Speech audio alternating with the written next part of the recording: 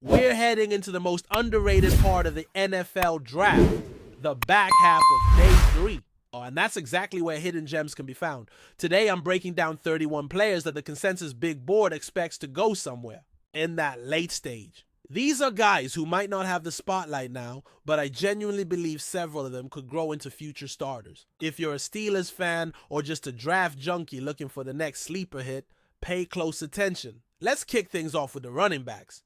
This year's class is deeper than people realize. Sure, most of the top names will be gone by day 2, but that doesn't mean the talent stops there. Take Jaden Blue from Texas, for example. He had a top 30 visit with Pittsburgh, which means there's serious interest. Blue is lightning out of the backfield, and I think he could step into a third down role almost immediately. He's a natural receiver, and when you look at the tape, that 4.3 speed in the 40 just jumps off the screen. He's got the kind of burst and explosion that teams love in today's pass-heavy league. Then there's Trevor Etienne. That name might sound familiar, and yes, the bloodlines are there, but he's making his own mark. He's quick, can cut on a dime, and has top-end acceleration. The vision still needs some polish, but in a complementary role, especially behind someone like Jaylen Warren, he could be lethal.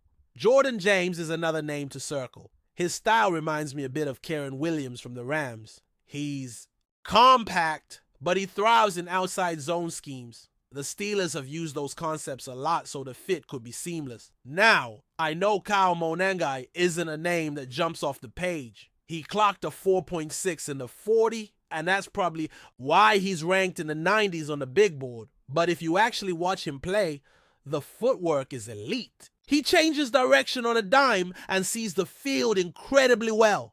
He might not be a home run hitter, but in a rotation, he can absolutely produce from day one.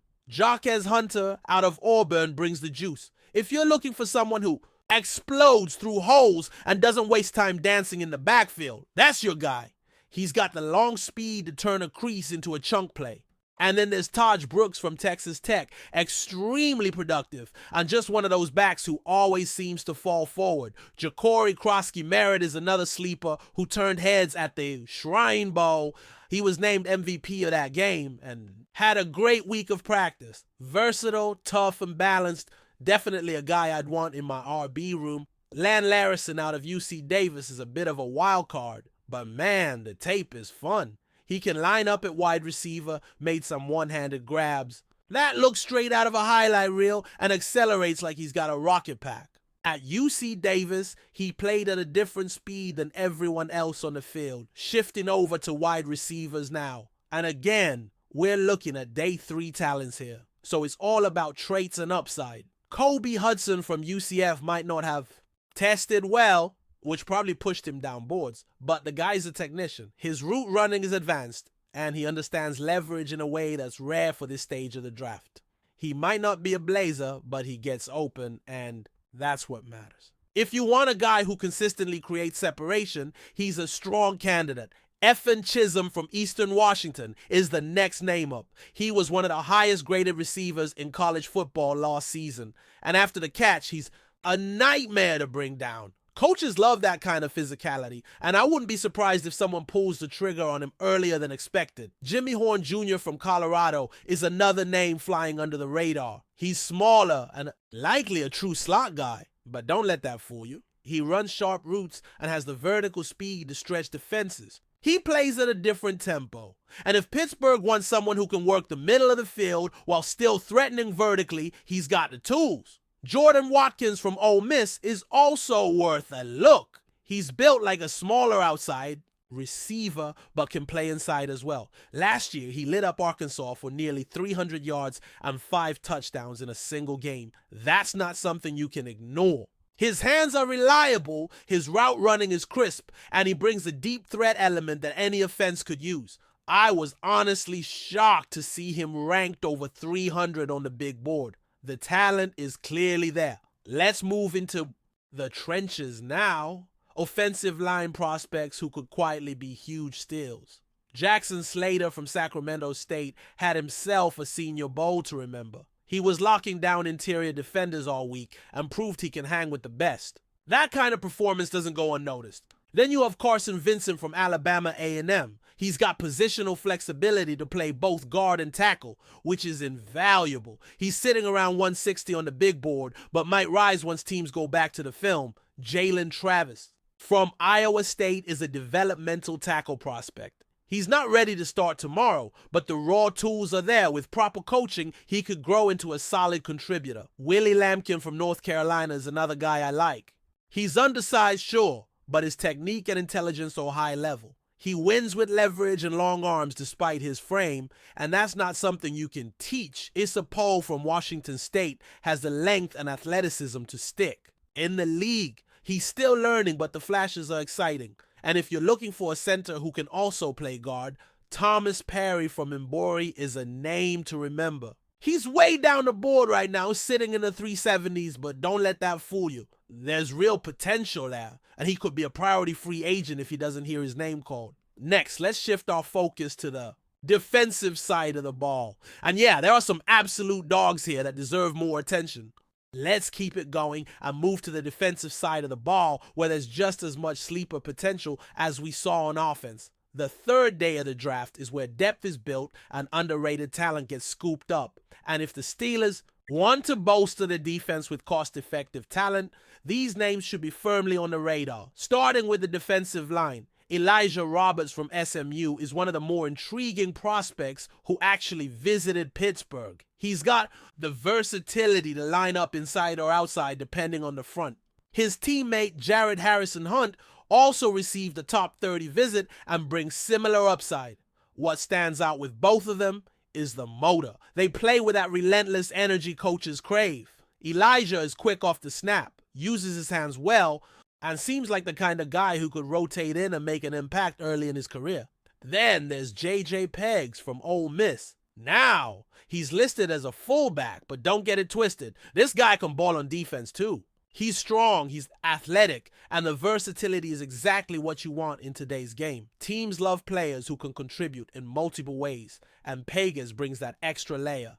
Yaya Black out of Iowa, not Iowa State, is another name that might fly under the radar but deserves attention. He's currently ranked in the 270s, which is wild when you consider the kind of anchor he can be in the middle. He's got the mass to play nose, and although he might not be a flashy pass rusher, he's the kind of player who clogs lanes and eats double teams. The same goes for Nazir Stackhouse, who's hovering around the 300 mark. Both guys are stout, physical, and perfect fits for teams that need to beef up their interior D-line. Now, when we pivot to cornerbacks, one of the first names that jumps out is Kobe Bryant. Not the basketball legend, but a gritty, undersized corner who made noise at the Shrine Bowl in Frisco. You could literally hear him jawing with receivers during drills. That intensity, that fire, it's infectious. He's scrappy, and while his size might limit him to a nickel role, he plays like a pit bull. If you're looking for someone who's not afraid to stick his nose in the action and bring serious attitude to the position, he's your guy. Zal Frazier out of UTSA is raw, but man, the athletic traits are enticing. If Pittsburgh wants to mold a corner with high upside, pairing Frazier with a vet like Darius Slay could be perfect. You get a guy who needs some seasoning, but has the frame, length, and athleticism to turn into something real under the right coaching. Justin Wally from Minnesota is another name that deserves more buzz. He's a playmaker, plain and simple. Whether he's inside or outside, he finds ways to get involved. He reminds me a lot of Beanie Bishop Jr. when he came into the league last year. Wally might even have the edge physically. He's always around the ball, making key tackles, forcing turnovers, or just being in the right place at the right time. That instinctiveness is hard to teach, and it's exactly what separates late-round corners who stick in the league from the ones who don't. Tommy Hill is another prospect who could develop into a solid boundary corner. He's got the arm length, size, and physical profile that defensive coordinators love. Alongside someone like Zal Frazier, I could see both of them fitting into an outside role by their second year in the league. And they've got the tools. It's just about refining technique and adjusting to the speed of the NFL. Now let's talk safeties. And there are a few names here that I really think people are sleeping on. R.J. Mickens from Clemson has the pedigree and experience at a high level. He plays with a ton of confidence and understands zone coverage responsibilities really well. Jalen Reed, who also had meetings with the Steelers, posted a blazing 40-time mid-4.4s while weighing over 210. That kind of athletic profile is what teams dream of at safety. He covers ground in a hurry and delivers hits with authority. Then there's Jalen Reed from Penn State.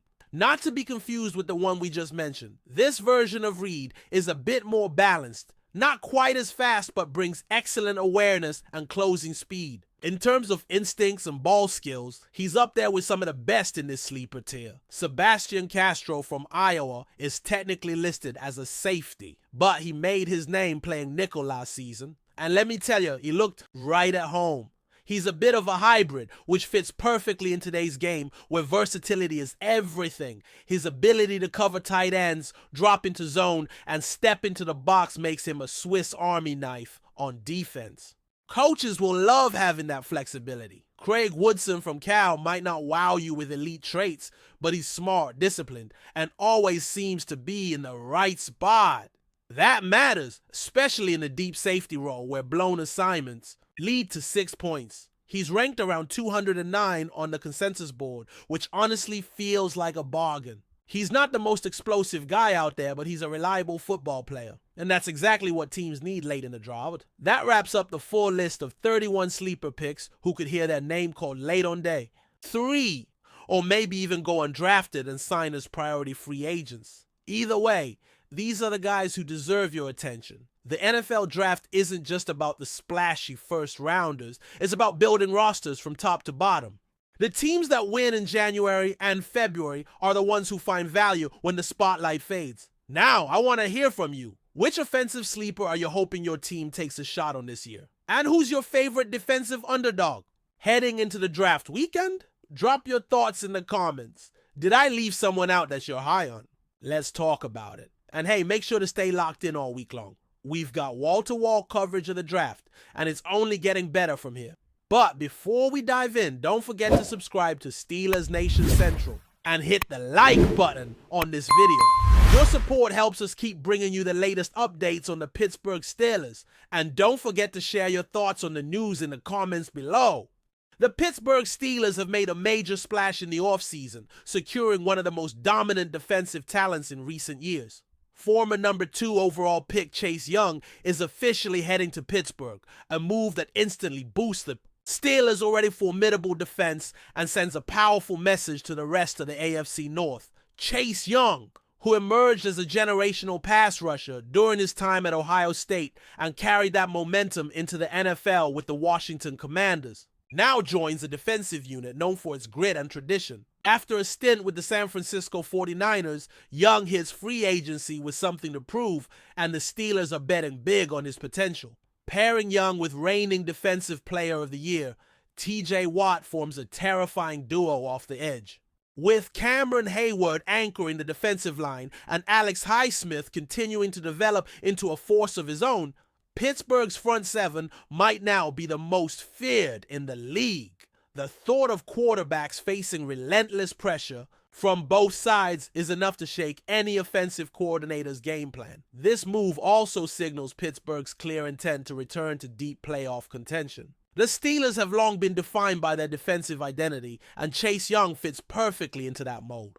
If he stays healthy and finds his best form, the impact could be season-changing. The Steelers didn't just add a player, they added a game wrecker. While the offense continues to evolve under a new system, the defense just got a whole lot scarier. Pittsburgh fans have every reason to be excited. Chase Young in black and gold might be one of the most electrifying sights of the upcoming NFL season. That's it for this update. If you enjoyed the video and want to keep receiving exclusive news about the Pittsburgh Steelers, make sure to subscribe to Steelers Nation Central and give this video a like. We always look forward to hearing your comments and opinions. See you in the next video.